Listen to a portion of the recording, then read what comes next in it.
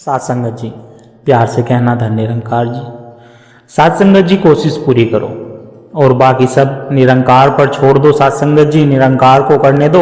चलिए साथ संगत जी, जानते हैं इस विचार के माध्यम से आशय प्रवान करें और ध्यान से सुने।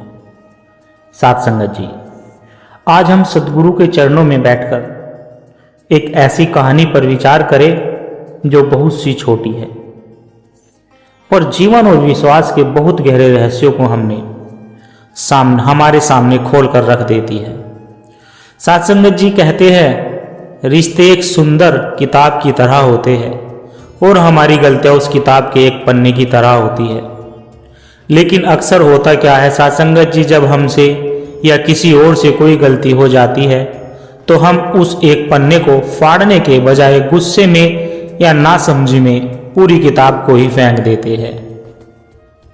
एक छोटी सी भूल के लिए हम सालों के प्यार भरे बंधन को एक पल में नष्ट कर देते हैं। साथ संगत जी, यह मूर्खता हमसे जीवन में बार बार होती है, पर सवाल यह है कि ऐसा क्यों होता है।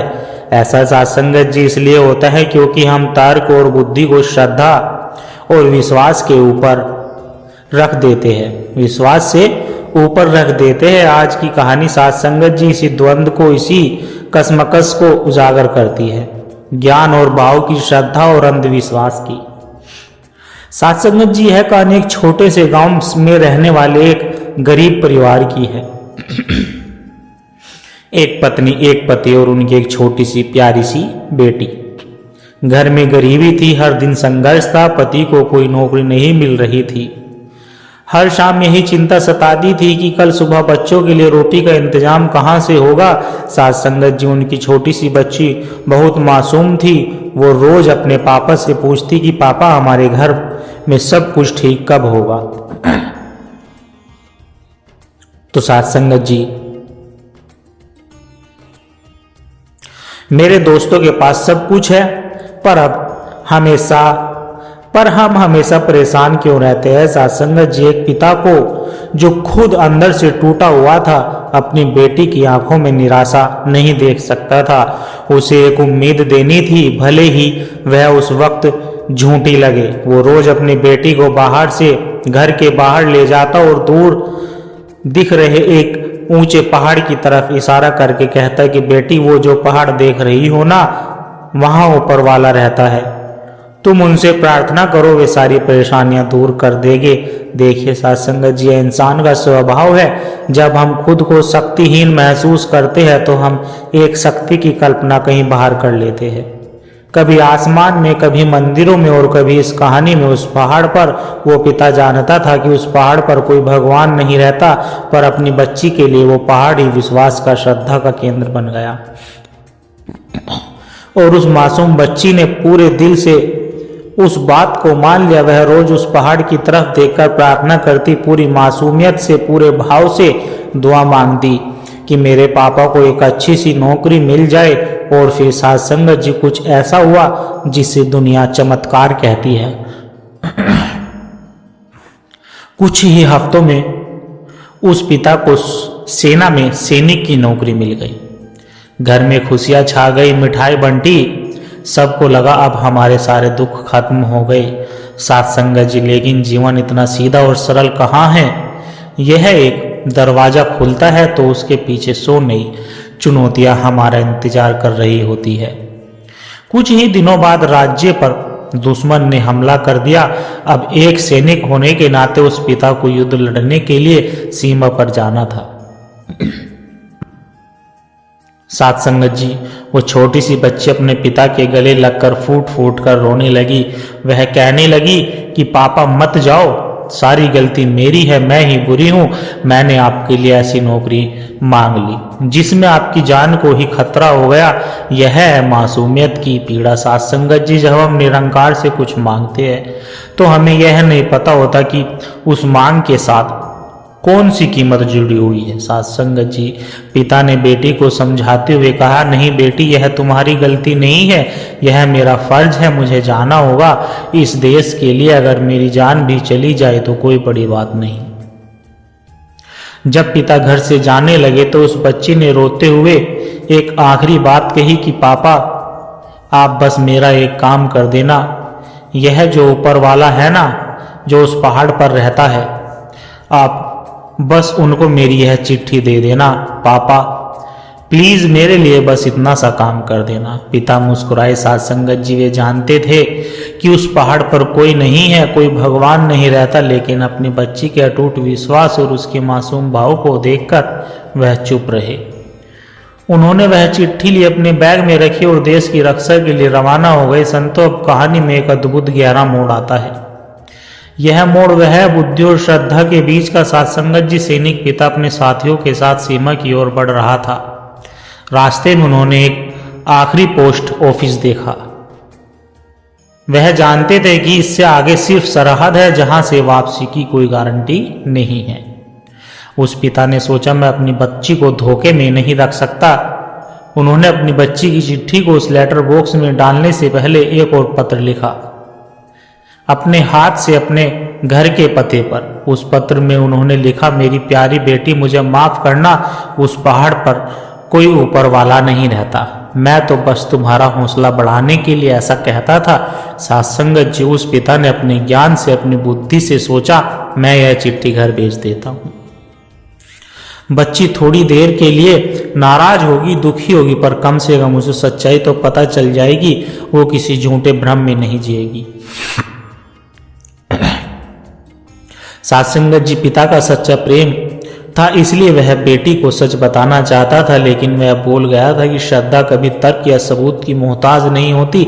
साथ संगत जी, उन्होंने अपनी बच्ची की चिट्ठी जो ऊपर वाले के नाम थी लेटर बॉक्स में डाल दी और अपनी लिखी हुई चिट्ठी घर के लिए पोस्ट कर दी।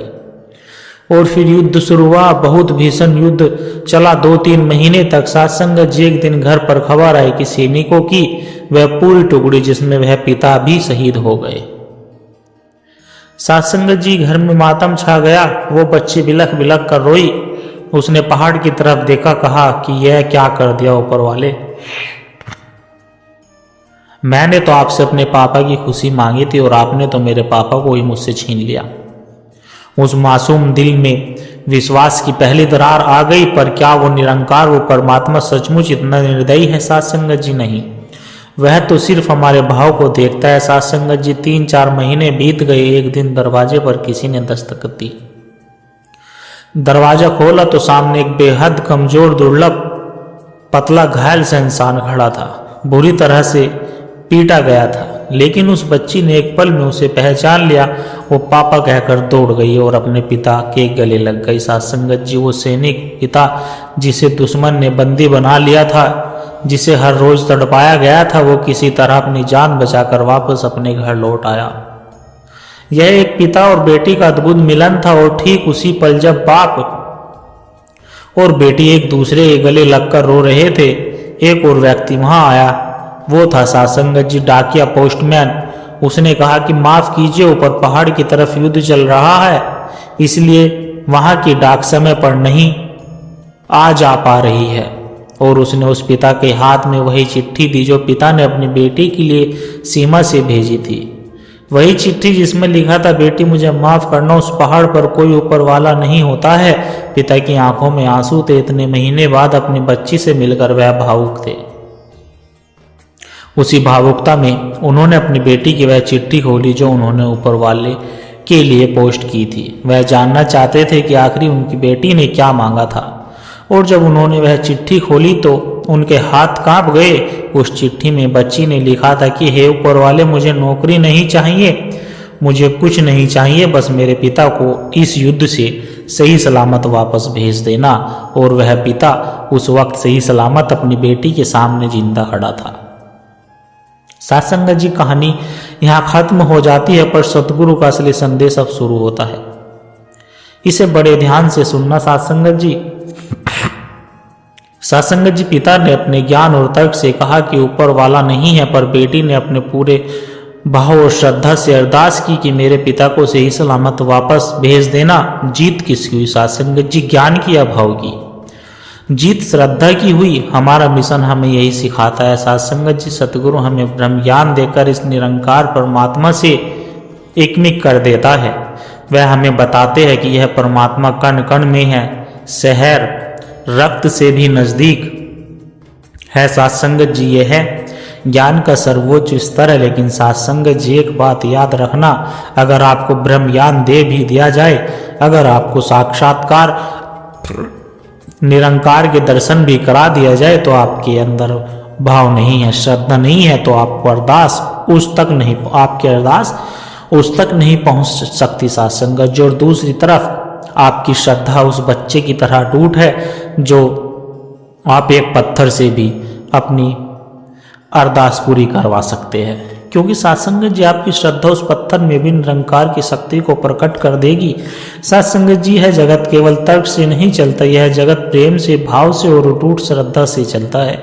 यह निरंकार, यह परमात्मा सिर्फ और सिर्फ हमारे भाव का भूखा है। वो अपने धन, आपके धन दौलत या महंगे कर्मकांड से नहीं सात्संगत जी, ना ही वह आपसे मांगता है। वह सिर्फ आपकी सच्ची पुकार, आपकी सच्ची श्रद्धा चाहता है। अगर आपकी अरदास में सच्चाई है, अगर आपके विश्वास में कोई कमी नहीं है, तो सात्संगत जी आप जो चाहते हो वह आपको मिलकर रहेगा, भले ही रास्ता कितना भी मुश्किल क्यों ना हो। आपकी सच्ची मेहनत, आपका सच्चा सेवा भाव और सतगुरु एक निरंकार पर आपकी अटूट श्रद्धा, यही इस जीवन का परम सत्य है। तो सात्संगत जी अपना क्रम पूरी लगन से कीजिए, सेवा पूरी निष्ठा से कीजिए और बाकी सब उस दातार, उस निरंकार परमात्मा पर छोड़ दीजिए, क्योंकि जहाँ हमारी बुद्धि और हमारा ज्ञान खत्म होता है, वहाँ से उस निरंकार की व्यवस्था शुरू होती है। सात्संगत जी, सात्संगत जी प्यार से कहना धन निरंकार जी। सात्संगत जी आशा करता हूँ दास के द्वारा कहे विचार आप सभी संतों को अच्छे जरूर लगे होंगे। अगर अच्छे लगे हो तो वीडियो को लाइक करें, शेयर करें, कमेंट बॉक्स में धन निरंकार जी लिखकर अपने विचार साझा जरूर करें और दास के चैनल को भी सब्सक्राइब जरूर करें। सात्संगत जी, सात्संगत जी दास की आप जी के चरणों में एक छोटी सी अरदास और है, आशा है प्रवान करें और ध्यान से सुने। सात्संगत जी, अगर इन विचारों ने आपके दिल को छुआ है, अगर आपको इन विचार से आत्मिक शांति का एक कण भी महसूस हुआ है, तो इस ज्ञान के प्रसाद को केवल सात्संगत जी अपने तक सीमित ना रखें। इस प्रेम के पैगाम को आगे औरों तक भी पहुंचाएं, क्योंकि एक दिए से ही दूसरा दिया जलता है।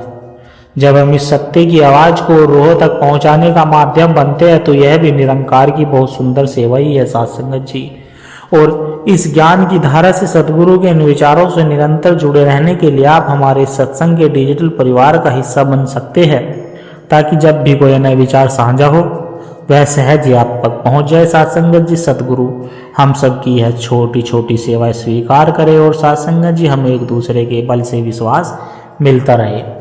सात्संगत जी, दासवासी यह भी आशीर्वाद दे कि हर रोज दास आप जी के चरणों में ऐसे ही सुंदर सुंदर प्रेरणादायक कहानी विचार लेकर आता रहे। सात्संगत जी प्यार से कहना धन निरंकार।